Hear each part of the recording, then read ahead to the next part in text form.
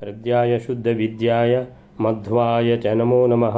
ಪ್ರಮೇಯ ನವಮಾಲಿಕ ಅಣುಭಾಷ್ಯ ಅಣು ಮಧ್ವ ವಿಜಯ ಮಧ್ವ ವಿಜಯ ಅಂತ ಹೇಳ್ತಾರೆ. ಇದಕ್ಕೆ ಈ ಪ್ರಮೇಯ ನವಮಾಲಿಕದ ಇದರ 27ನೇ ಶ್ಲೋಕ ಮುಗಿದು 28ನೇ ಶ್ಲೋಕ ಬಯಲಾರೆ. ಶ್ರೀ ಗುರುಭ್ಯೋ ನಮಃ. ಮಾನ್ಯೋಪನ್ಯಾಸ ಧನ್ಯೋ ಹರಿರಖಿಲ ಗುಣೋ ಬ್ರಹ್ಮ ವೇದೈಕ ವೇದ್ಯಃ ಕರ್ತಾ ವಿಶ್ವಸ್ಯ ಮೋಕ್ಷಂ ಶುಭ ಸುಖ ವಿಷಯಂ ರಾತಿ ಭಕ್ತೇಭ್ಯ ಇತ್ತಂ ಸತ್ತರ್ಕೈಃ ಸಾಧಯಿತ್ವಾ ಶ್ರುತಿ ಶತ ಸಹಿತೈಃ ಸೂರಿಸೂನುಂ ವಿಜಿತ್ಯ ವ್ಯಾಖ್ಯಾತಾ ತಸ್ಯ ಪೂರ್ಣ ಪ್ರಮತಿರನು ದಿನಂ ವ್ಯಾಖ್ಯಾಯಾಪ್ಯಾಯೇನ್ಮ. 15ನೇ ಸರ್ಗದ ಸಂಕ್ಷಿಪ್ತ ಸಂಗ್ರಹ. ಇಲ್ಲಿ ಮಧ್ವಾಚಾರ್ಯರು ತ್ರಿವಿಕ್ರಮ ಪಂಡಿತರೊಡನೆ ನಡೆದ ಸಂವಾದದಲ್ಲಿ ಸರ್ವಮಾನ್ಯವಾದ ವಾದದ ವೈಖರಿಯಿಂದ ತನ್ನ ಸರ್ವಜ್ಞತ್ವವನ್ನು ವ್ಯಕ್ತಪಡಿಸಿದರು. ನಾರಾಯಣನೇ ಎಲ್ಲ ವೇದಗಳಿಂದ ಪ್ರತಿಪಾದ್ಯನಾದ ಪರಬ್ರಹ್ಮ, ಎಲ್ಲ ಜಗದ ಕಾರಣ, ಎಲ್ಲ ಗುಣಗಳಿಂದ ಪರಿಪೂರ್ಣ. ಅವನನ್ನು ಭಕ್ತಿಯಿಂದ ಆರಾಧಿಸುವವರು ಮಾತ್ರವೇ ಕೇವಲ ಸುಖಮಯವಾದ ಮುಕ್ತಿಯನ್ನು ಪಡೆಯುವವರು. ಹೀಗೆ ನೂರಾರು ಶ್ರುತಿಗಳಿಂದ ಶಾಸ್ತ್ರೀಯವಾದ ಯುಕ್ತಿಗಳಿಂದ ತತ್ವವನ್ನು ಸಮರ್ಥಿಸಿ ತ್ರಿವಿಕ್ರಮ ಪಂಡಿತರನ್ನು ಗೆಲ್ಲಿಸಿದರು.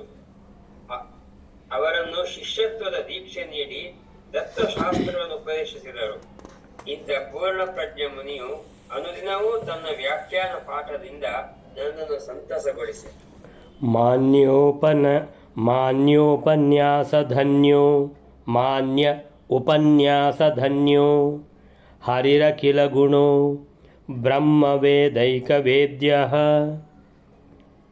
ಕರ್ತಾ ವಿಶ್ವಸ್ಯ ಮೋಕ್ಷಂ ಶುಭ ಸುಖ ವಿಷಯಂ ರಾತಿ ಭಕ್ತೇಭ್ಯ ಇತ್ತಂ ಸಪ್ತರ್ಕೈಃ ಸಾಧಯಿತ್ವಾ ಶ್ರುತಿ ಶತ ಸಹಿತೈಃ ಸೂರಿಸೂನುಂ ವಿಜಿತ್ಯ ವ್ಯಾಖ್ಯಾತಾ ತಸ್ಯ ಪೂರ್ಣ ಪ್ರಮತಿಃ ಅನುದಿನಂ ವ್ಯಾಖ್ಯಯಾ ಆಪ್ಯಾಯಯೇನ್ಮಾಂ.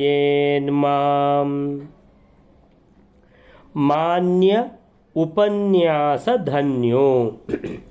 ಅಲ್ಲಿ ಉಪನ್ಯಾಸ ಶುರುವಾಗ್ತದೆ ಮಧ್ವಾಚಾರ್ಯರದ್ದು. ಈ 15ನೇ ಸರ್ಗದ 70 ಶ್ಲೋಕದವರೆಗೆ ಎಲ್ಲ ಆ ಸಭೆಯಲ್ಲಿ ಬಂದಿರುವಂತಹ ಬೇರೆ ಬೇರೆ ಸಿದ್ಧಾಂತಗಳದ್ದು ಅಂತ ಹೇಳಿದರೆ 21 ಕುಭಾಷ್ಯ ಇದೆ. ಪ್ರತಿಯೊಬ್ಬರನ್ನು ಖಂಡಿಸ್ತಾರೆ.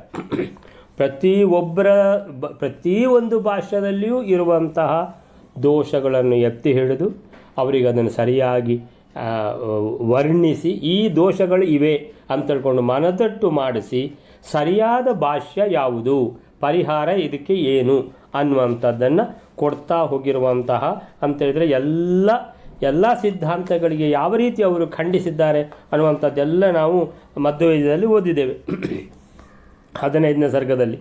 ಸೊ ಅದರಲ್ಲಿ 1ನೇ ಸರ್ಗದಲ್ಲೇ 1ನೇ ಶ್ಲೋಕದಲ್ಲೇ ಹೇಳ್ತಾರೆ ಭೂಯೋ ಬೋಧಃ ತತಃ ಭೂಯಃ ಅಂತ ಹೇಳಿದರೆ ಇನ್ನೊಮ್ಮೆ ಭೂಯಃ ತತಃ ಭೂಯಃ. ಭೂಯೋ ಬೋಧಃ ಅಂದರೆ ಮಧ್ವಾಚಾರ್ಯರು ವ್ಯಾಚಖ್ಯೌ ವ್ಯಾಖ್ಯಾನ ಮಾಡಿದರು. ಭಾಷ್ಯಂ ಅದ್ಭುತಂ ಅವರು ಬರೆದಿರುವಂತಹ ಈ ಮಧ್ವ ಸಿದ್ಧಾಂತದ ಭಾಷ್ಯ ಏನಿದೆ ಅದರ ಅದ್ಭುತವಾದ ವ್ಯಾಖ್ಯಾನವನ್ನು ಮಾಡಿದರು. ಗ್ರಾಮೀಣ ಸಾಮಾನ್ಯೇ ಅಂತೇಳಿದರೆ ಸಾಮಾನ್ಯವಾದ ಒಂದು ಆ ಪಾಡಿ ಕುಡಿಲು ಅನ್ನುವಂತಹ ಆ 2 ಗ್ರಾಮಗಳಿಗೂ ಮತ್ತು ಅದರ ಸುತ್ತ ಇರುವಂಥ ಎಷ್ಟೋ ಗ್ರಾಮಗಳಿಗೂ ಇದೊಂದು ದೇವಾಲಯ, ಅಲ್ಲಿರುವಂತಹ ದೇವಾಲಯ ಅದು ಸಾಮಾನ್ಯ ದೇವಾಲಯ. ಅದು ಆ ದೇವಾಲಯ ಅಮರಾಲಯೇ ಗ್ರಾಮೀಣ ಸಾಮಾನ್ಯ ವಸನ್ ಅಲ್ಲಿ ಚಾತುರ್ಮಾಸ್ಯ, ಆ ಚಾತುರ್ಮಾಸ್ಯದಲ್ಲಿ ಸಪ್ತರ ಅಮರಾಲಯ ಆ ದೇವಸ್ಥಾನದಲ್ಲಿ ಅಲ್ಲಿ ವಿಷ್ಣುಮಂಗಲ ಆ ದೇವಸ್ಥಾನದಲ್ಲಿ ನಡೆದಿರುವಂತಹ ಸಭೆ, ಆ ಸಭೆಯಲ್ಲಿರುವಂತಹ ನಡೆದಿರುವಂಥ ಪ್ರವಚನ.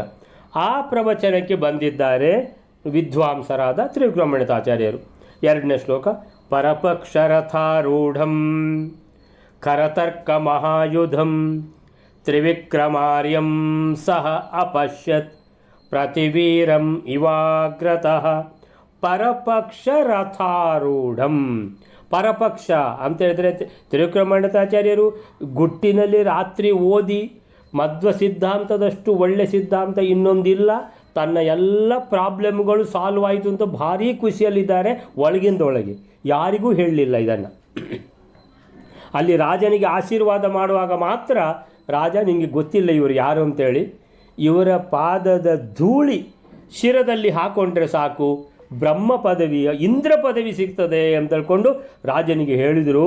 ಅಂತೇಳಿದರೆ ಇದು ಸಾಮಾನ್ಯ ಅಲ್ಲ, ನೀನು ಇವರ ಸೇವೆ ಮಾಡಿದ್ದಿ, ನೀನೊಂದು ಒಳ್ಳೆ ಕೆಲಸ ಮಾಡಿದ್ದಿ ಅಂತ ರಾಜನಿಗೆ ಭಾಳ ರೀತಿಯಲ್ಲಿ ಆಶೀರ್ವಾದ ಮಾಡುವಾಗ ಮಧ್ವಾಚಾರ್ಯರ ಬಗ್ಗೆ ತಾನು ಪೂರ್ತಿ ತಿಳ್ಕೊಂಡಿದ್ದೇನೆ ಅನ್ನುವಂಥದ್ದು ಎಲ್ರಿಗೂ ಗೊತ್ತಾಯಿತು. ಅಂತೇಳಿದರೆ ಅವ್ರಿಗೆ ಗೊತ್ತಿದೆ ಮಧ್ವಾಚಾರ್ಯರು ಯಾರು ಅಂತ.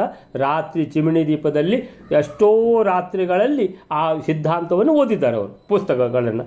ಸೊ ಆದರೂ ಕೂಡ ಯಾರಿಗೂ ಹೇಳಲಿಲ್ಲ. ಅವರೆಲ್ಲ ಯಾರು ಅಂತೇಳಿದರೆ ಈ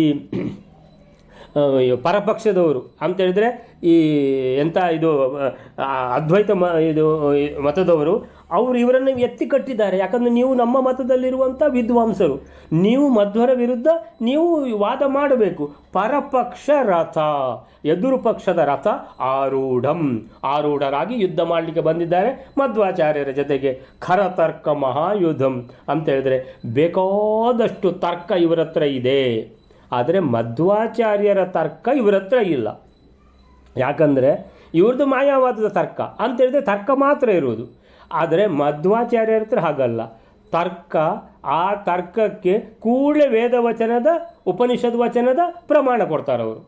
ಸೊ ಆದ್ದರಿಂದ ಅಂಥದ್ದು ಇವರ ಹತ್ರ ಇಲ್ಲ. ಆದರೆ ಇವರ ಹತ್ರವೂ ಖರತರ್ಕ ಮಹಾಯುಧಂ, ಬೇಕಾದಷ್ಟು ಆಯುಧಗಳು ತರ್ಕಗಳು ಇವೆ.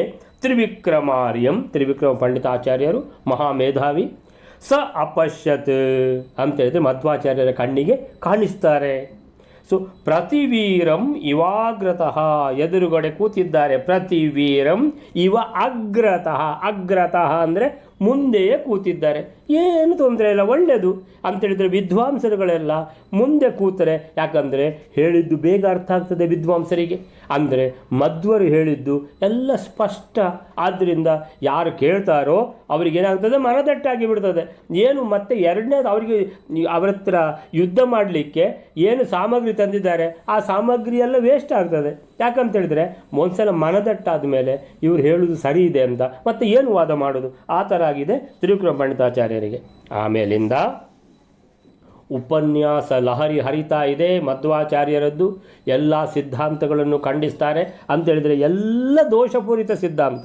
ಮಧ್ವಾಚಾರ್ಯರು ಸರ್ವಜ್ಞಾಚಾರ್ಯರು, ಎಲ್ಲವೂ ಗೊತ್ತಿದೆ ಅವರಿಗೆ. ಸೊ ಪ್ರತಿಯೊಂದು, ನಿಮ್ಮದು ಈ ಸಿದ್ಧಾಂತ ಅಲ್ವಾ, ಸರಿ, ಈ ಸಿದ್ಧಾಂತ ಅನುಸರಿಸ್ತಾ ಇದ್ದೀರಿ ನೋಡಿ, ಹೇಳ್ತೇನೆ, ನೋಡಿ ಇದು ಹೇಗೆ ತಪ್ಪಲ್ವಾ ಅಂತೇಳುವಾಗ ಹೌದು ಅಯ್ಯೋ, ನಾವು ಈ ರೀತಿಯ ತಪ್ಪುಗಳಿರುವಂತಹ ದೋಷಗಳಿರುವಂತಹ ಸಿದ್ಧಾಂತವನ್ನೇ ಅನುಸರಿಸಿಕೊಂಡು ಬಂದಿದ್ದೀವಲ್ಲ ಅಂತ ಹೇಳ್ಕೊಂಡು ಅವರಿಗೆ ಆಗ್ತದೆ, ಹೌದು ಮಧ್ವಾಚಾರ್ಯರು ಹೇಳುವಂಥದ್ದು ಸರಿ ಇದೆ ಅಂತ ಮನಸ್ಸಿನಲ್ಲಿ ತನ್ನಿಂತಾನೇ ಗೌರವ ಆಗ್ತದೆ ಅಂತ ಎಲ್ಲ ಗೊತ್ತಿದ್ದಲ್ಲ ಇವರಿಗೆ ಅಂತ.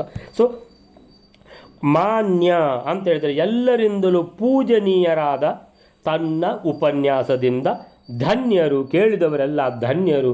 ಆ ಮಧ್ವಾಚಾರ್ಯರ ಉಪನ್ಯಾಸ ಯಾರು ಕೇಳಿದ್ದಾರೋ, ಮಧ್ವಾಚಾರ್ಯರು ಏನು ಹೇಳಿದರು ಅಂತ ಹೇಳಿದರೆ ಒಂದೇ ಶ್ಲೋಕದಲ್ಲಿ ಹೇಳುವುದಿದ್ದರೆ ಹರಿಹಿ ಅಖಿಲ ಗುಣೋ, ಅಖಿಲ ಗುಣ, ಎಲ್ಲ ಗುಣಗಳು ಇರುವಂಥದ್ದು. ಕಾಂತಾಯ ಕಲ್ಯಾಣ ಏಕಗುಣಧಾಮ್ನೆ, ಕಾಂತಾಯ ಕಲ್ಯಾಣ ಏಕಗುಣಧಾಮ್ನೆ. ಏಕಗುಣ ಅಂದರೆ ಒಂದು ಗುಣ ಅಂತಲ್ಲ, ಎಲ್ಲ ಗುಣಗಳು ಇರುವಂತಹ ಒಂದೇ ಜಾಗ ಅಂತ.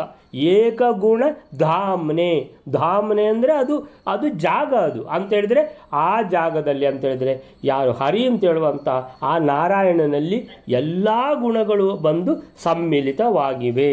ಸೊ ಹರಿಹಿ ಅಖಿಲ ಗುಣ, ಆದರೆ ಒಂದೇ ಒಂದು ದೋಷ ಇಲ್ಲದ, ಒಂದೇ ಒಂದು ದೋಷ ಇಲ್ಲದಿರುವಂತಹ ಹರಿ ಮಾತ್ರ ಇರುವುದು. ಆದ್ದರಿಂದ ಅವರು ಸರ್ವ ಸ್ವತಂತ್ರ, ಅವರು ಅಂತೇಳಿದರೆ ಅವರು ಸರ್ವವ್ಯಾಪ್ತ, ಆಮೇಲೆ ಸ್ವತಂತ್ರ, ಆಮೇಲೆ ಅವ್ರದ್ದೇ ಎಲ್ಲ ನಡೆಯುವಂಥದ್ದು ಅಂತೇಳಿದರೆ ಎಲ್ಲ ಕರ್ತೃತ್ವ, ಸೃಷ್ಟಿಕರ್ತೃತ್ವ, ಸಂಹಾರಕರ್ತೃತ್ವ, ಪಾಲನಕರ್ತೃತ್ವ ಎಲ್ಲವೂ ಅವರ ಹತ್ರ ಇರುವಂಥದ್ದು. ಸೊ ಹರಿಹಿ ಅಖಿಲ ಗುಣೋ ಬ್ರಹ್ಮ ವೇದೈಕ ವೇದ್ಯ, ಅವರಿಗೆ ಉಪನಿಷತ್ತಲ್ಲಿ ಕರೆಯುವಂಥದ್ದು ಭಗವಂತನಿಗೆ ಬ್ರಹ್ಮ ಅಂತ. ಬ್ರಹ್ಮ ಅಂದರೆ ಚತುರ್ಮುಖ ಬ್ರಹ್ಮ ಅಲ್ಲ, ಬ್ರಹ್ಮ ಅಂದರೆ ಉಪನಿಷತ್ನಲ್ಲಿ ಬ್ರಹ್ಮ ಅಂದರೆ ಭಗವಂತ.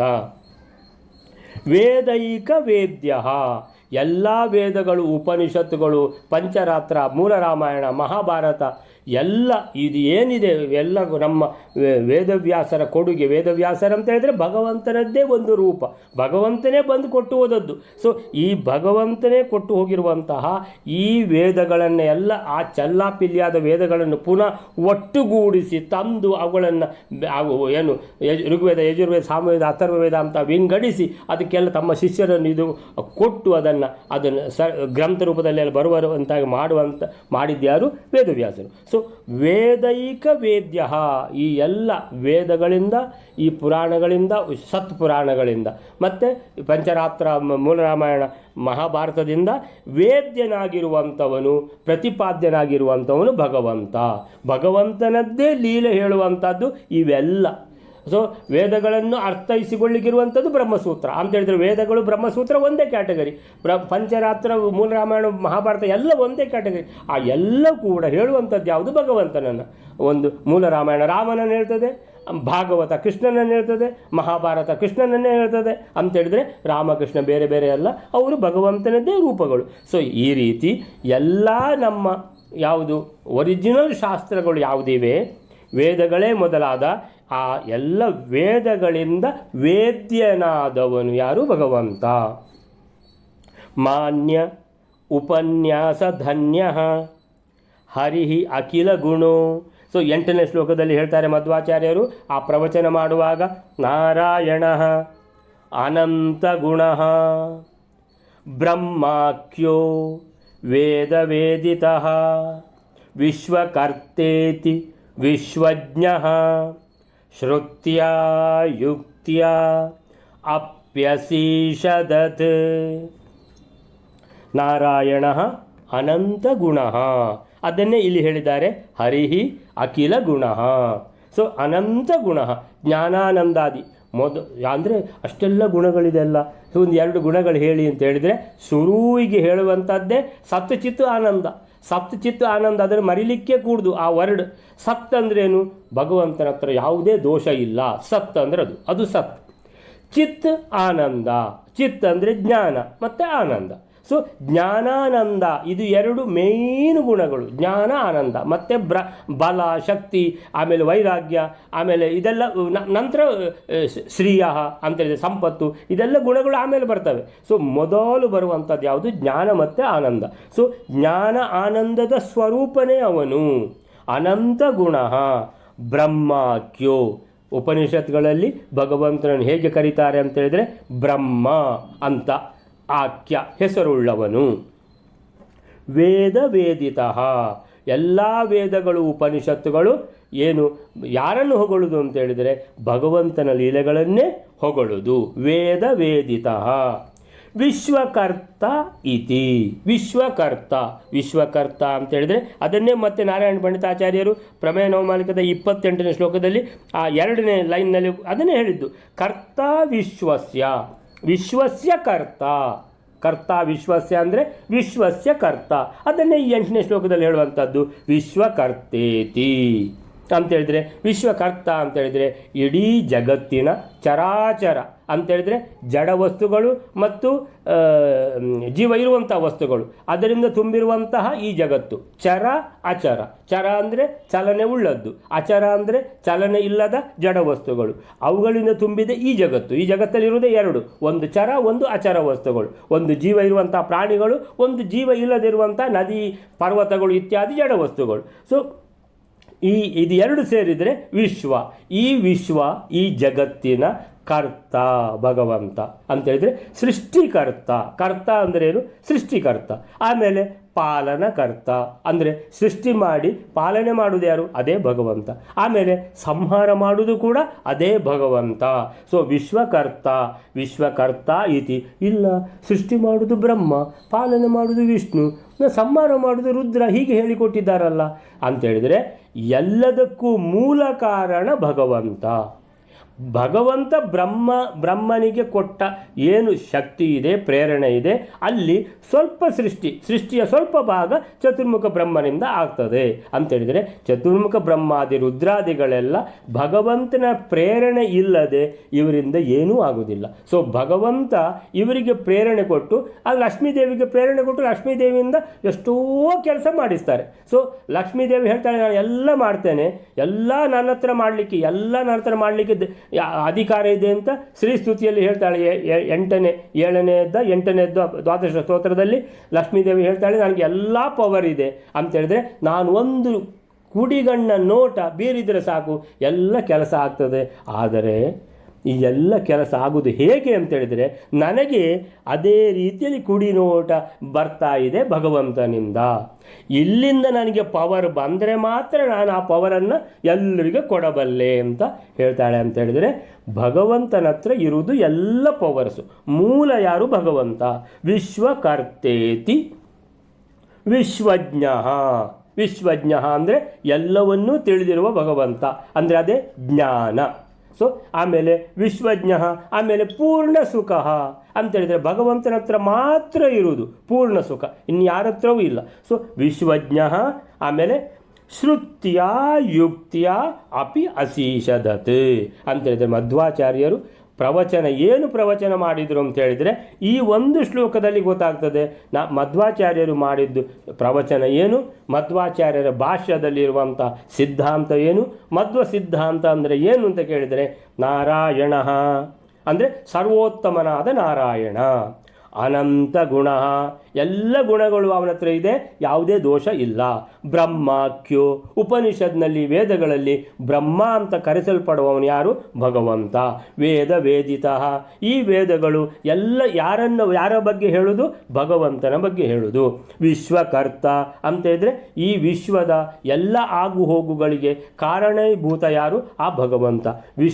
ವಿಶ್ವದ ಸೃಷ್ಟಿ, ಪಾಲನೆ, ಲಯ ಎಲ್ಲ ಕರ್ತೃತ್ವ ಭಗವಂತನಲ್ಲಿರುವಂಥದ್ದು. ವಿಶ್ವಜ್ಞ, ಜ್ಞಾನದ ಭಂಡಾರ. ಆಮೇಲೆ ಈ ರೀತಿ ಶ್ರುತ್ಯ ಯುಕ್ತಿಯ ಅಪಿ ಅಶೀಷದತ್, ಶ್ರುತಿಯ ವಚನಗಳಿಂದ ಅಂತೇಳಿದರೆ, ಶ್ರುತಿಯ ವಚನಗಳಿಂದ, ಸತ್ ಪುರಾಣಗಳ ವಚನದಿಂದ, ಪಂಚರಾತ್ರಗಳ ವಚನದಿಂದ, ಮಹಾಭಾರತದ ವಚನದಿಂದ ಎಲ್ಲ ಅದಕ್ಕೆ ಏನು ಕೊಡ್ತಾ? ಪ್ರಮಾಣಗಳನ್ನು ಕೊಡ್ತಾ. ಯುಕ್ತಿಯ, ಪ್ರಮಾಣ ಸಹಿತ ಯುಕ್ತಿಯ ಅಂದರೆ ತರ್ಕಗಳು. ಅಂದರೆ ತರ್ಕಗಳಲ್ಲಿ ಅವರ ತರ್ಕಕ್ಕೂ ಮಧ್ವರ ತರ್ಕಕ್ಕೂ ಏನು ಡಿಫರೆನ್ಸ್ ಅಂತ ಹೇಳಿದರೆ, ಅವರ ತರ್ಕಕ್ಕೆ ಬಲ ಇಲ್ಲ ಅಂತೇಳಿದರೆ ಅದು ಯಾವ ರೀತಿ ಬೇಕಾದರೆ ಅದನ್ನು ತಿರುಗಿಸ್ಬೋದು. ಆದರೆ ಮಧ್ವಾಚಾರ್ಯರ ತರ್ಕಕ್ಕೆ ಪೂರ್ತಿ ಬಲ ಇದೆ. ಯಾಕಂತ ಹೇಳಿದರೆ ಅದಕ್ಕೆ ಪ್ರಮಾಣ ಕೊಟ್ಟಿದ್ದಾರೆ.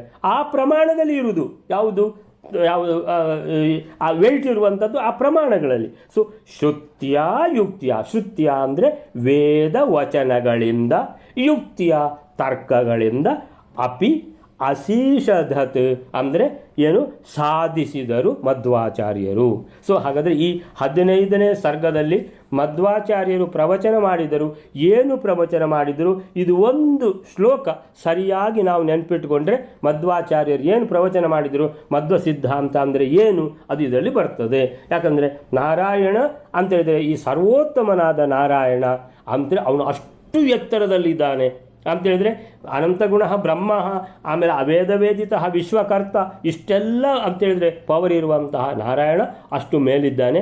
ಅವನ ಥರ ನಾವಿರಲಿಕ್ಕೆ ಆಗ್ತದ ಅನ್ನುವಂಥದ್ದು ಅಲ್ಲೇ ಲಾಜಿಕಿಗೆ ಗೊತ್ತಾಗ್ತದೆ. ಅಯ್ಯೋ, ನಾವಿಷ್ಟು ಸಣ್ಣದಿದ್ದೇವೆ, ಆ ಭಗವಂತ ಏನು ಅಷ್ಟು ಪವರ್ಫುಲ್ ಇರುವಂತಹ ಭಗವಂತ ಅಂತ ಹೇಳ್ಕೊಂಡು ಅಲ್ಲೇ ನಮಗೆ ಗೊತ್ತಾಗ್ತದೆ ಅವನು ಬೇರೆ, ನಾವು ಬೇರೆ. ನಮ್ಮದು ಏನು ಕೆಲಸ ಅಂದರೆ ಭಕ್ತಿಯಿಂದ ಆ ಭಗವಂತನನ್ನು ಸ್ತುತಿಸುವಂಥದ್ದು. ಏನು ಕೆಲಸ ನಾವು ಮಾಡ್ತೇವೋ ಆ ಭಗವಂತನ ಸೇವೆ ಅಂತ ಎಣಿಸ್ಕೊಂಡು ನಾವು ಮಾಡುವಂಥದ್ದು ನಮ್ಮ ಕೆಲಸ ಅಷ್ಟೇ. ನಾವು ಭಗವಂತ ಅಂತ ಹೇಳುವಂಥದ್ದು ಅದು ಸರ್ವತಾ ಸರಿಯಲ್ಲ ಅನ್ನುವಂಥದ್ದು ಅವರ ಸಿದ್ಧಾಂತ. ಮಾನ್ಯ ಉಪನ್ಯಾಸ ಧನ್ಯೋ ಹರಿ ಅಖಿಲ ಗುಣೋ ಬ್ರಹ್ಮ ವೇದೈಕ ವೇದ್ಯ. ಬ್ರಹ್ಮ ಅಂದರೆ ಭಗವಂತನ ಹೆಸರು ಬ್ರಹ್ಮ, ಬ್ರಹ್ಮಾಖ್ಯಂ. ವೇದೈಕ ವೇದ್ಯ, ವೇದಗಳಿಂದ ವೇದ್ಯನಾಗಿರುವವನು, ತಿಳಿಸಲ್ಪಡುವವನು. ಸೊ ವೇದಗಳು ಯಾರ ಬಗ್ಗೆ ಹೇಳ್ತದೆ, ಯಾವ ಭಗವಂತನ ಎಲ್ಲ ಲೀಲೆಗಳನ್ನು ಹೇಳ್ತದೋ ಅದು ವೇದಗಳ ಕೆಲಸ. ಯಾರ ಲೀಲೆಗಳನ್ನು ಹೇಳೋದು? ಭಗವಂತನ ಲೀಲೆಗಳನ್ನು. ಸೊ ವೇದ್ಯ ಏನು? ಭಗವಂತನ ಲೀಲೆಗಳನ್ನು ವೇದ್ಯ ತಿಳಿಸಿಕೊಡುವಂಥದ್ದು. ವಿಶ್ವಸ್ಯ ಕರ್ತ, ಸೊ ಈ ವಿಶ್ವದ ಎಲ್ಲ ಆಗು ಹೋಗುಗಳಿಗೆ ಜವಾಬ್ದಾರಿ ಇರುವವನು ಆ ಭಗವಂತ. ಸೊ ಎಲ್ಲ ಅಷ್ಟಕರ್ತೃತ್ವ ಅಂತ ಹೇಳಿದ್ರೆ ಸೃಷ್ಟಿ, ಸ್ಥಿತಿ, ಲಯ, ಬಂಧ, ಮೋಕ್ಷ, ಆಮೇಲೆ ನಿಯಮನ, ಆಮೇಲೆ ಜ್ಞಾನ, ಅಜ್ಞಾನ, ಎಲ್ಲ ಈ 8 ಕರ್ತೃತ್ವ ಕೂಡ ಆ ಭಗವಂತನ ಹತ್ರ. ಮೋಕ್ಷಂ, ಮೋಕ್ಷ ಕೊಡುವಂಥದ್ದು. ಈ ಎಂಟನೇ ಕರ್ತೃತ್ವ ಮೋಕ್ಷವನ್ನು ಕೊಡುವಂಥದ್ದು ಅದು ಭಗವಂತನಿಗೆ ಮಾತ್ರ ಇರುವಂಥದ್ದು. ಭಗವಂತನನ್ನು ಸರಿಯಾಗಿ ತಿಳ್ಕೊಂಡು ಸರಿಯಾಗಿ ಉಪಾಸನೆ ಮಾಡಿದರೆ ಭಗವಂತ ಇಲ್ಲ ಅದು ಸೃಷ್ಟಿ ಅಂದರೆ ಅದು ಬ್ರಹ್ಮದೇವರೇ ಅಂತ ತಿಳ್ಕೊಂಡು ನಮ್ಮ ಮನಸ್ಸಿನಲ್ಲಿ ಒಂದು ವೇಳೆ ಇದ್ದರೆ ನಮಗೆ ಮೋಕ್ಷ ಸಿಗಲಿಕ್ಕೆ ಸಾಧ್ಯನೇ ಇಲ್ಲ. ಯಾಕಂತ ಹೇಳಿದ್ರೆ ನಾವು ತಪ್ಪು ತಿಳ್ಕೊಂಡಿದ್ದೇವೆ. ತಪ್ಪು ತಿಳ್ಕೊಂಡ್ರೆ ಅದರ ಅರ್ಥ ಏನು? ಮಿಥ್ಯಾಜ್ಞಾನ ಅಂತ ಹೆಸರು ಅದಕ್ಕೆ. ಅಂದರೆ ಅದು ಅಜ್ಞಾನ, ಮಿಥ್ಯಾಜ್ಞಾನ. ಅಂದರೆ ತಪ್ಪು ತಿಳ್ಕೊಂಡ್ರೆ ಭಗವಂತನು ಇಲ್ಲ, ಬ್ರಹ್ಮದೇವರಿಗೂ ಸಹ ಅಷ್ಟೇ ಪವರ್ ಇದೆ, ಇಲ್ಲ ಲಕ್ಷ್ಮೀದೇವಿ ಮತ್ತು ಇವರು ಭಗವಂತ ಯಾವಾಗಲೂ ಒಟ್ಟಿಗಿರುವುದಲ್ಲ, ಹೌದು, ಅವ್ರು ಗಂಡ ಹೆಂಡತಿ ಅಲ್ಲ, ಹೌದು. ಸೊ ಗಂಡ ಹೆಂಡತಿ ನಾವು ಇಲ್ಲಿ ಸಹ ನೋಡಿದ್ದೇವಲ್ಲ, ಕೆಲವು ಗಂಡ ಹೆಂಡತಿಯಲ್ಲಿ ಹೆಂಡತಿಗೆ ಜಾಸ್ತಿ ಪವರ್ ಇರ್ತದೆ, ಗಂಡನಿಗೆ ಕಡಿಮೆ. ಹಾಗಾದರೆ ಲಕ್ಷ್ಮೀದೇವಿಗೆ ಜಾಸ್ತಿ ಪವರ್ ಇರ್ಬೋದು. ಇಲ್ಲ, ಜಾಸ್ತಿ ಅಂತ ಎಣಿಸ್ಕೊಳ್ಳೋದು ಬೇಡ, ಲಕ್ಷ್ಮೀದೇವಿಗೂ ಭಗವಂತನ ಅಷ್ಟೇ ಪವರ್ ಇದೆ ಅಂತ ತಿಳ್ಕೊಳ್ಳೋದ್ರಲ್ಲಿ ಏನು ತಪ್ಪಿದೆ ಅಂತ ಹೇಳಿದರೆ ಅದು ಮಿಥ್ಯಾಜ್ಞಾನ ಆಯಿತು. ಯಾಕಂತ ಹೇಳಿದರೆ ಸ್ವತಂತ್ರ ಇರುವಂಥದ್ದು ಭಗವಂತ ಮಾತ್ರ. ಲಕ್ಷ್ಮೀದೇವಿ ಅದರಲ್ಲಿ ಶ್ರೀ ಸ್ತುತಿಯಲ್ಲಿ ಹೇಳಿದ್ದಾಳೆ ಏನಂತ ಹೇಳಿದರೆ, ನಾನು ಎಲ್ಲ ಕೆಲಸ ಮಾಡ್ತೇನೆ, ಆದರೆ ನನಗೆ ಪ್ರೇರಣೆ ಕೊಡುವಂಥವನು ಭಗವಂತ. ಆ ಭಗವಂತನ ಪ್ರೇರಣೆಯಿಂದ ನಾನು ಎಲ್ಲ ಕೆಲಸ ಮಾಡ್ತೇನೆ ಅಂತ ಅವಳು ಹೇಳುವಂಥದ್ದು. ಯಾವುದದು ಅಷ್ಟಮ ಯಾವುದರಲ್ಲಿ ದ್ವಾದಶ ಸ್ತೋತ್ರದಲ್ಲಿ ಯಾವುದು, ಹೌದು, ವಿಶ್ವಸ್ಥಿತಿ, ಹೌದು, ಅವಳು ಹೇಳುವಂಥದ್ದು ಏನಂದರೆ, ಯಸ್ಯ ಅಪಾಂಗ ಲವ ಮಾತ್ರತ ಊರ್ಜಿತಾಸ ಶ್ರೀರ್ ಯತ್ ಕಟಾಕ್ಷ ಬಲವತ್ ಅಜಿತಂ ನಮಾಮಿ, ಬಲವತಿ ಅಜಿತಂ ನಮಾಮಿ ಅಂತ ಹೇಳಿದ್ರೆ, ಶ್ರೀಗೆ ಯತ್ ಕಟಾಕ್ಷ ಬಲವತಿ, ಯಾರ ಕಟಾಕ್ಷದಿಂದ ಅವಳು ಎಲ್ಲ ಈ ಬಲವನ್ನು ಹೊಂದಿ ಬಲವತಿಯಾಗಿದ್ದಾಳೆ, ಅದು ಯಾರಂದರೆ ಅಜಿತಂ. ಅಜಿತಂ ಅಂದರೆ ಸರ್ವೋತ್ತಮನಾದ ಭಗವಂತ ಅಂತೇಳಿದರೆ, ಲಕ್ಷ್ಮೀದೇವಿಗೆ ಪ್ರೇರಣೆ ಕೊಡುವಂಥವನು ಭಗವಂತ. ಆ ಪ್ರೇರಣೆ ಇಲ್ಲದಿದ್ದರೆ ಲಕ್ಷ್ಮೀದೇವಿಯಿಂದಲೂ ಏನು ಕೆಲಸ ಆಗುವುದಿಲ್ಲ. ಆದ್ದರಿಂದ ಸರಿಯಾದ ಜ್ಞಾನವನ್ನು ತಿಳ್ಕೊಂಡ್ರೆ ಮಾತ್ರ ಏನಂತ ಹೇಳಿದ್ರೆ ಮೋಕ್ಷ ಸಾಧನೆ ಆಗ್ತದೆ ಅನ್ನುವಂಥದ್ದು. ವಿಶ್ವಸ್ಯ ಕರ್ತ ಮೋಕ್ಷಂ ಅಂತ ಹೇಳಿದರೆ ತನ್ನ ಪ್ರವಚನದಿಂದ ಈ ಎಲ್ಲ ವಿಷಯಗಳನ್ನು ಸ್ಪಷ್ಟ ಮಾಡಿದ್ದಾರೆ ಮಧ್ವಾಚಾರ್ಯರು. ಶುಭ ಸುಖ ವಿಷಯಂ, ಸೀದಾ 47ನೇ ಶ್ಲೋಕಕ್ಕೆ ಹೋಗುವ ಮಧ್ವಾಚಾರ್ಯರು ಎಲ್ಲ ಈ ಹೇಳುವಂಥದ್ದನ್ನೆಲ್ಲ ಹೇಳಿದರು. ಆಮೇಲೆ ತ್ರಿವಿಕ್ರಮ ಪಂಡಿತಾಚಾರ್ಯರು ಪೂರ್ತಿ ಕೇಳಿಕೊಂಡಿದ್ದಾರೆ. ಎಲ್ಲ ಸಿದ್ಧಾಂತಗಳನ್ನು ಖಂಡಿಸುವಂಥದ್ದು, ಎಲ್ಲ ಸಿದ್ಧಾಂತಗಳ ದೋಷಗಳನ್ನು ಮಧ್ವಾಚಾರ್ಯರು ಹೇಳುವಂಥದ್ದು, ಅದಕ್ಕೆಲ್ಲ ಪರಿಹಾರ ಕೊಡುವಂಥದ್ದು ತನ್ನ ಭಾಷ್ಯದ ಮೂಲಕ. ಸೊ ಅಂತ ಹೇಳುವಂಥದ್ದು ತ್ರಿವಿಕ್ರಮ ಪಂಡಿತಾಚಾರ್ಯರಿಗೆ ಎಲ್ಲ ಮನದಟ್ಟಾಗಿದೆ. ಸೊ ಅದರಲ್ಲಿ ಈ ಪ್ರವಚನದ ಮೋಕ್ಷಕ್ಕೆ ಸಂಬಂಧಪಟ್ಟ ಶ್ಲೋಕ 47ನೇದ್ದು. ಆಸ್ಮಾಕೆ ಅಪೇಕ್ಷಿತೆ ಪಕ್ಷೆ ಮೋಕ್ಷಂ ದದಾತಿ ಅಧೋಕ್ಷಜಃ, ಮೋಕ್ಷಂ ದದ್ಯಾತ್ ಅಧೋಕ್ಷಜಃ ಯತ್ರ ಸ್ವಾನಂದಿನಃ ಸಂತಃ ಸೇವಂತೆ ವಿಷಯಾನ್ ಬಹೂನ್. ಆಸ್ಮಾಕೆ ಅಪೇಕ್ಷಿತೆ ಪಕ್ಷೆ, ಎಲ್ಲ ಹೇಳಿ ಆಯಿತಲ್ಲ ಅಂತೇಳಿದರೆ ಎಲ್ಲ ಸ್ಪಷ್ಟ ಅಲ್ವಾ? ಹೌದು. ಅಂದರೆ ನಾವು ಏನು ಹೇಳಿದ್ದು, ಮೋಕ್ಷಂ ದದ್ಯಾತ್ ಅಧೋಕ್ಷಜ. ಅಧೋಕ್ಷಜ ಅಂದರೆ ಯಾರು? ಭಗವಂತ. ಮೋಕ್ಷವನ್ನು ಕೊಡುವವನು ಭಗವಂತ. ಎಲ್ಲ ಕರ್ತೃತ್ವ ಇರುವಂಥದ್ದು ಭಗವಂತನ ಹತ್ರ. ಯತ್ರ ಸ್ವಾನಂದಿನ ಸಂತಃ, ಈ ಮೋಕ್ಷ ಅಂದ್ರೇನು? ಸ್ವಾನಂದಿನ ಸಂತಃ, ಸ್ವರೂಪಾನಂದವುಳ್ಳವರಾಗಿ. ಅಂದರೆ ಅವರವರ ಯೋಗ್ಯತೆ, ಅವರವರ ಯೋಗ್ಯತೆಗೆ ಎಷ್ಟೆಷ್ಟು ಅವರಿಗೆ ಸ್ವರೂಪಾನಂದ ಸಿಗ್ತದೋ ಅಷ್ಟು ಸ್ವರೂಪಾನಂದದ ಪೂರ್ತಿ ಅನುಭೂತಿ ಆಗುವಂಥದ್ದು ಎಲ್ಲಿ ಅಂದರೆ ಮೋಕ್ಷದಲ್ಲಿ. ಆ ಮೋಕ್ಷದಲ್ಲಿ ಸೇವಂತೆ ವಿಷಯಾನ್ ಬಹೂನ್ ಅಂದರೆ ಶಬ್ದ ಸ್ಪರ್ಶಾದಿ ಎಲ್ಲ ವಿಷಯ ಭೋಗಗಳು ಆ ಮೋಕ್ಷದಲ್ಲಿ ಉಂಟು. ಅದನ್ನು ಆ ಮೋಕ್ಷ ಆ ಅಧ್ಯಾಯದಲ್ಲಿ ನಾವು ನೋಡಿಯಾಗಿದೆ. ಸೊ ಮೋಕ್ಷದಲ್ಲಿ ಏನೆಲ್ಲ ಆ ನಿತ್ಯ ತರುಣರು, ನಿತ್ಯ ತರುಣಿಯರು, ಆಮೇಲೆ ನಿತ್ಯ ಹರಿದರ್ಶನ, ಎಷ್ಟು ಹೊತ್ತಿಗೆ ನೋಡಿದರೂ ಹರಿದರ್ಶನ, ಏನು ಕೇಳಿದರೂ ಸಿಗ್ತದೆ. ನನಗೀಗ ನನ್ನ ಪಿತೃಗಳನ್ನು ನೋಡಬೇಕು, ತಂದೆ ತಾಯಿ ನೋಡಬೇಕು, ನನ್ನ ಅಜ್ಜನನ್ನು ನೋಡಬೇಕು ಅಂತ ತಿಳ್ಕೊಂಡು ಹೇಳಿದರೆ ಅಲ್ಲೇ ಪಿತೃಲೋಕ ಹತ್ತಿರ ಬರ್ತದೆ, ನಿಮಗೆ ಅಜ್ಜ ಕಾಣಿಸ್ತಾರೆ ಅಂತ ನೀವು ಟಾಟ ಮಾಡಿದ್ರೆ ಆಯ್ತು. ಆ ಥರ ಏನು ಕೇಳಿದರೂ ಅಲ್ಲಿ ಮೋಕ್ಷದಲ್ಲಿ ಸಿಗ್ತದೆ. ಯಾವುದೇ ಒಂದು ಇಚ್ಛೆ ಈ ಇಚ್ಛೆ ಒಂದು ಮೋಕ್ಷದಲ್ಲಿ ಆಗುವುದಿಲ್ಲ ಅಂಥದ್ದು ಇಲ್ಲವೇ ಇಲ್ಲ. ಸೊ ಆ ರೀತಿಯಲ್ಲಿ ಸೇವಂತೆ ವಿಷಯಾನ್ ಬಹೂನ್, ಎಲ್ಲ ವಿಷಯ ಭೋಗ ಸುಖಗಳು ಸಿಕ್ಕುವಂತಹ ಈ ಮೋಕ್ಷದಲ್ಲಿ ಅಷ್ಟೆಲ್ಲ ವಿಷಯ ಭೋಗ ಸುಖ ಸಿಕ್ಕುವುದಿದ್ರೂ ಕೂಡ ಆ ಮೋಕ್ಷದಲ್ಲಿರುವ ಮುಕ್ತರಿಗೆ ಭಗವಂತನನ್ನು ನೋಡಲಿಕ್ಕೆ ಇಷ್ಟ ಅಂತ ಹೇಳಿದ್ರೆ, ಆ ಮೋಕ್ಷಕ್ಕೆ ಹೋಗುವಾಗ ಅಂದರೆ ಆ ಮೋಕ್ಷ ಯೋಗ್ಯ ಜನರ ಆ ಮೈಂಡ್ ಸೆಟ್ ಯಾವ ಥರ ಆಗಿರ್ತದೆ ಅಂತ ಹೇಳಿದ್ರೆ, ಭಗವಂತನನ್ನೇ ನೋಡುವುದು, ಅದಕ್ಕಿಂತ ಒಳ್ಳೆಯ ಸುಖ ಇನ್ನೊಂದಿಲ್ಲ ಅನ್ನುವಂಥದ್ದು ಪೂರ್ತಿ ಮನದಟ್ಟಾಗಿರುವವರೇ ಅಲ್ಲಿಗೆ ಹೋಗಿರುವಂಥದ್ದು. ಆದ್ದರಿಂದ ಎಲ್ಲ ಸುಖಗಳು ಉಂಟು, ಆದರೆ ಎಲ್ಲ ಆ ಸುಖಗಳನ್ನು ಅನುಭವಿಸುವಂತಾಗ್ತದೆ. ಆದರೆ ಭಗವಂತನನ್ನು ನೋಡುವಂಥ ಸುಖಕ್ಕೆ ಅದರ ಎದುರು ಇನ್ಯಾವುದೂ ಇಲ್ಲ. ಅದು ಅತ್ಯಂತ ಪರಮ ಸುಖ ಅಂತ ಅದರಲ್ಲಿ. ಸೊ ಶುಭ ಸುಖ ವಿಷಯಂ ಮೋಕ್ಷಂ ರಾತಿ, ಮೋಕ್ಷನ್ನು ಕೊಡುವಂತಹ ಭಕ್ತೇಭ್ಯ, ಭಕ್ತರಿಗೆ ಇತ್ತಂ, ಈ ರೀತಿ ಪ್ರವಚನ ಮಾಡಿದರು. ಯಾರು? ಮಧ್ವಾಚಾರ್ಯರು. ಸತ್ ತರ್ಕೈ ಸಾಧಯಿತ್ವ, ಒಳ್ಳೆಯ ತರ್ಕಗಳು, ಆ ತರ್ಕಗಳಿಗೆ ಎಲ್ಲ ಪುರಾಣ ವಚನಗಳು, ಆಮೇಲೆ ವೇದ ಉಪನಿಷತ್ ವಚನಗಳು, ಆಮೇಲೆ ಮಹಾಭಾರತದ ವಚನಗಳು, ಈ ರೀತಿ ಪ್ರಮಾಣಗಳನ್ನು ಕೊಡುತ್ತಾ ಸಪ್ತ ತರ್ಕೈ ಸಾಧಯಿತ್ವ, ಸಾಧಿಸಿ ತೋರಿಸಿದರು ಭಗವಂತ ಶ್ರೀಹರಿ ನಾರಾಯಣ. ಅವನು ಸರ್ವೋತ್ತಮ, ಅವನು ಅನಂತ ಗುಣ, ಬ್ರಹ್ಮ ಅಂತ ಹೇಳುವಂಥದ್ದು ಉಪನಿಷತ್ಗಳು ಅವನನ್ನೇ. ಆದ್ದರಿಂದ ಅವನಲ್ಲಿ ಯಾವುದೇ ದೋಷಗಳು ಆ ಭಗವಂತನಲ್ಲಿ ಇಲ್ಲ. ಅವನು ವಿಶ್ವಜ್ಞ, ಅವನು ವಿಶ್ವಕರ್ತ, ಎಲ್ಲ ಕರ್ತೃತ್ವ ಅವನತ್ರವೇ ಇರುವಂಥದ್ದು. ಸೊ ಅಂತಹ ಭಗವಂತ ಸರ್ವೋತ್ತಮ, ಸರ್ವವ್ಯಾಪ್ತ, ಸರ್ವಸ್ವತಂತ್ರ ಅಂತ ಭಗವಂತ ನನ್ನು ಈ ರೀತಿ ಸಾಧಿಸಿದರು. ಒಂದು ತರ್ಕಗಳಿಂದ, ಇನ್ನೊಂದು ಶ್ರುತಿ ಶತ ಸಹಿತೈ. ಶ್ರುತಿ ಶತ ಅಂದರೆ 100, ಶ್ರುತಿ ಅಂದರೆ ವೇದವಚನಗಳು, 100 ವೇದವಚನಗಳ ಪ್ರಮಾಣಗಳನ್ನು ಸಹಿತೈ ಕೊಡುತ್ತಾ ಎಲ್ಲ ಈ ರೀತಿ ಭಗವಂತ ಸರ್ವೋತ್ತಮ. ಆ ಭಗವಂತನಂತ ನಂತರ ಬರುವುದು ಲಕ್ಷ್ಮೀದೇವಿ, ಅದರ ನಂತರ ಬರುವುದು ಬ್ರಹ್ಮವಾಯುಗಳು, ಅದರ ನಂತರ ಬರುವುದು ಸರಸ್ವತಿ ಭಾರತೀಯರು, ಅದರ ನಂತರ ಬರುವುದು ಗರುಡ ಶೇಷ ರುದ್ರರು, ನಂತರ ಅವರ ಪತ್ನಿಯರು, ಆಮೇಲೆ ಬರುವುದು ಕಾಮ ಯಾರು ಇಂದ್ರ, ಇವರೆಲ್ಲ ಮನ್ಮಥ ಇಂದ್ರ ಇವರೆಲ್ಲ.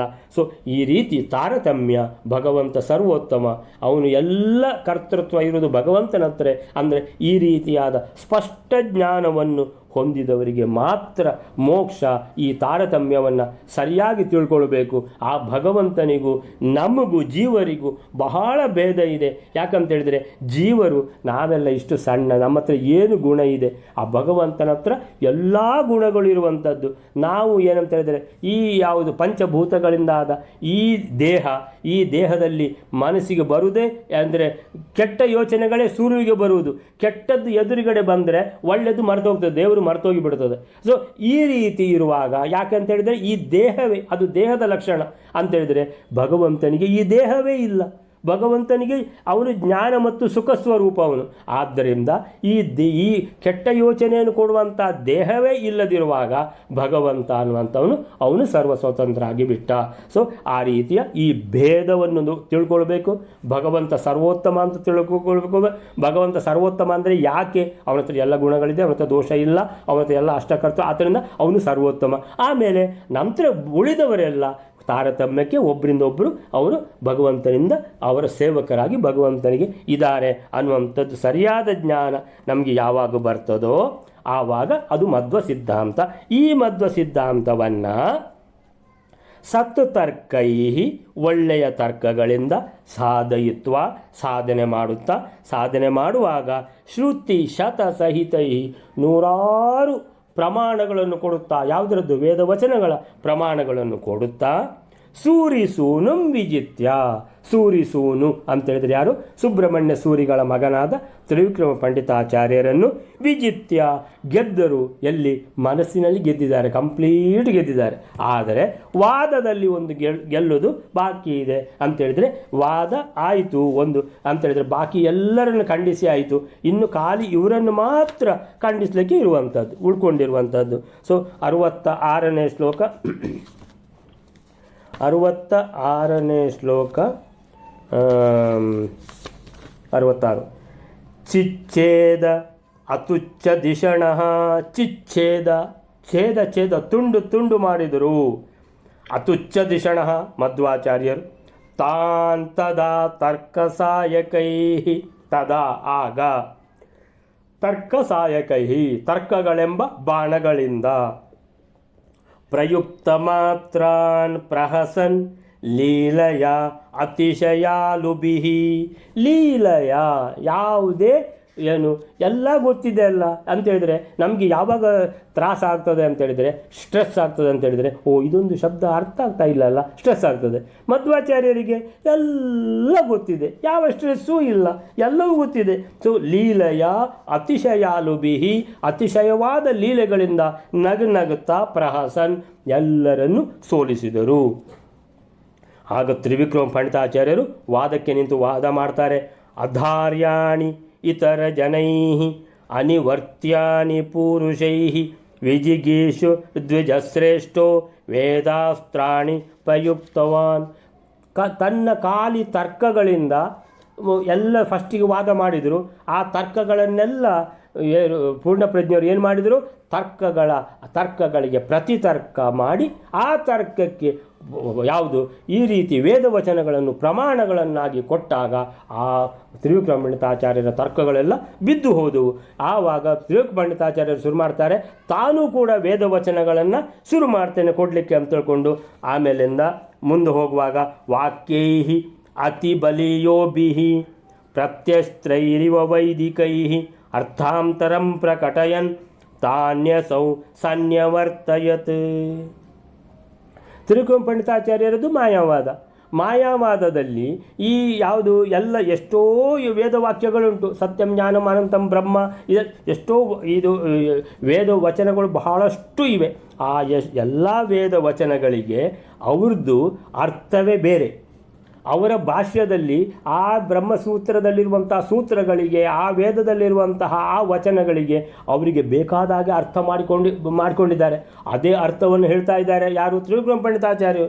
ವಾಕ್ಯೈಹಿ ಅತಿ ಬಲಿಯೋಭಿಹಿ ಅಂತೇಳಿದ್ರೆ ಬಲಿಷ್ಠವಾದ ವೇದವಚನವನ್ನು ಹೇಳ್ತಾ ಇದ್ದಾರೆ. ಪ್ರತ್ಯಸ್ತ್ರೈರಿವ ವೈದಿಕೈಹಿ, ಪ್ರತ್ಯಸ್ತ್ರ ಹೇಳುವ ರೀತಿಯಲ್ಲಿ. ಆವಾಗ ಮಧ್ವಾಚಾರ್ಯ ಹೇಳ್ತಾರೆ ಅದು ಆ ಅರ್ಥ ಅಲ್ವೇ ಅಲ್ಲ, ಅರ್ಥಾಂತರಂ ಪ್ರಕಟಯನ್. ಮಧ್ವಾಚಾರ್ಯ ಹೇಳ್ತಾರೆ ಅದರ ನಿಜವಾದ ಅರ್ಥ ಹೀಗೆ. ವೇದವ್ಯಾಸರು ಬರೆದದ್ದು ಈ ಅರ್ಥದಲ್ಲಿ, ನೀವು ಹೇಳುವ ಅರ್ಥದಲ್ಲಿ ಅಲ್ಲ, ಇದರ ಈ ರೀತಿ ಇದನ್ನು ವಿಂಗಡಣೆ ಮಾಡಿಕೊಳ್ಬೇಕು, ಈ ರೀತಿ ಇದಕ್ಕೆ ವಿಗ್ರಹವಾಕ್ಯ ಮಾಡಬೇಕು, ಈ ರೀತಿ ಇದಕ್ಕೆ ಅನ್ವಯ ಮಾಡಿಕೊಳ್ಬೇಕು ಅಂತ ಹೇಳುವಾಗ ತ್ರಿವಿಕ್ರಮ ಪಂಡಿತಾಚಾರ್ಯರು ಒಂದು ಸಲಕ್ಕೆ ದಸಕ್ಕಾಗ್ತದೆ, ಹೌದು ಸರಿಯಾಗಿ ಹೇಳ್ತಾ ಇದ್ದಾರೆ ಅಂತ ತಿಳ್ಕೊಂಡು ಅರ್ಥಾಂತರಂ ಪ್ರಕಟಯನ್ ತಾನಿ ಅಸೌ ಸನ್ಯವರ್ತಯತ್ ಅಂತೇಳಿದರೆ ಯಾವ ವಚನಗಳನ್ನು ತ್ರಿವಿಕ್ರಮ ಪಂಡಿತಾಚಾರ್ಯರು ಉಪಯೋಗಿಸಿದಾರೋ ಅದೆಲ್ಲ ಅವರವನ್ನೇ ಹುಡುಕಿಕೊಂಡು ವಾಪಸ್ ಹೋಗಿಬಿಡ್ತು. ಯಾವುದು ವಾದ ನಿಲ್ಲಿಲ್ಲ ಅವ್ರದ್ದು. ಸಪ್ತಾಷ್ಟಾನಿ ದಿನಾನ್ಯೇವಂ 69, 7 ದಿವಸ ಅಥವಾ 15 ದಿವಸ ದಿನಾನಿ ಏವಂ ವಾದಂ ಕೃತ್ವ ಸಹಾಮುನ, ಈ ವಾದ ಇವರ ಮಧ್ಯದಲ್ಲಿ ನಡೆಯಿತು. ನಿರುತ್ತರಂ ತಂ ನಿಶ್ಚೋದ್ಯಂ ಚಕ್ರೇ ಚಕ್ರಾಯುಧ ಪ್ರಿಯ. ಚಕ್ರಾಯುಧವನ್ನು ಧರಿಸಿದ್ಯಾರು? ಭಗವಂತ ಶ್ರೀಕೃಷ್ಣನಿಗೆ ಅಥವಾ ಭಗವಂತ ನಾರಾಯಣನಿಗೆ, ವೇದವ್ಯಾಸರಿಗೆ ಪ್ರಿಯರಾದ ಮಧ್ವಾಚಾರ್ಯರು ಚಕ್ರಾಯುಧ ಪ್ರಿಯ. ಚಕ್ರೇ ಮಾಡಿದರು, ಏನು ಮಾಡಿದರು? ನಿರುತ್ತರಂ ತಂ ನಿಶ್ಚೋದ್ಯಂ. ನಿರುತ್ತರಂ ಅಂದರೆ ತ್ರಿವಿಕ್ರಮ ಪಂಡಿತಾಚಾರ್ಯರು ಮಾತೇ ಆಡುವುದಿಲ್ಲ ಅಂತೇಳಿದರೆ ಸರಿಯಾಗಿ ಮಧ್ವಾಚಾರ್ಯರು ಹೇಳಿದ್ದಾರೆ. ಮಧ್ವ ಸಿದ್ಧಾಂತ ಅನ್ನುವಂಥದ್ದು ಅತೀ ಉತ್ತಮ ಸಿದ್ಧಾಂತ, ಮನದಟ್ಟಾಗಿ ಹೋಗಿದೆ. ಮಧ್ವಾಚಾರ್ಯರು ಅಂತೇಳಿದರೆ ದೇವತಾ ಮನುಷ್ಯ, ಇವರು ದೇವತೆಯೇ ಇವರು ಅಂತ ಅನ್ನುವಂಥದ್ದು ಗೊತ್ತಾಗಿ ಹೋಗಿದೆ. ಆದರೂ ತನಗೆ ಗೊತ್ತಿದ್ದದ್ದನ್ನೆಲ್ಲ ಉಪಯೋಗಿಸಿದರು. ಅದಕ್ಕೆಲ್ಲ ಅರ್ಥಾಂತರ ಮಧ್ವಾಚಾರ್ಯ ಹೇಳಿದರು, ಈ ಅರ್ಥ ಅಲ್ವೇ ಅಲ್ಲ, ನಿಮ್ಮ ಏನು ನೀವು ಕಲಿತಿದ್ದೀರಿ ಅದು ತಪ್ಪು ಕಲಿಸಿದ್ದಾರೆ ನಿಮಗೆ, ಇದು ಸರಿಯಾದ ಅರ್ಥ ಹೀಗೆ ಅಂತ ಸ್ಪಷ್ಟವಾಗಿ ಹೇಳಿದ ಕೂಡಲೇ ನಿರುತ್ತರಂ. ತಿರುಪತಿಮಠಾಚಾರ್ಯರು ಕಣ್ಣು ಮುಚ್ಚಿ ಭಗವಂತನ ಸ್ಮರಿಸಿದರು, ಸರಿಯಾಗಿ ಹೇಳಿದ್ದಾರೆ, ನಾನು ಇದಕ್ಕೆ ಮಾತಾಡಲಿಕ್ಕೆ ಇಲ್ಲ. ನಿರುತ್ತರಂ ತಂ ನಿಶ್ಚೋದ್ಯಂ, ಎರಡನೇ ಪ್ರಶ್ನೆಯೇ ಇಲ್ಲ ತಿರುಪತಿಮಠಾಚಾರ್ಯರದು, ಮುಗಿದು ಹೋಯಿತು.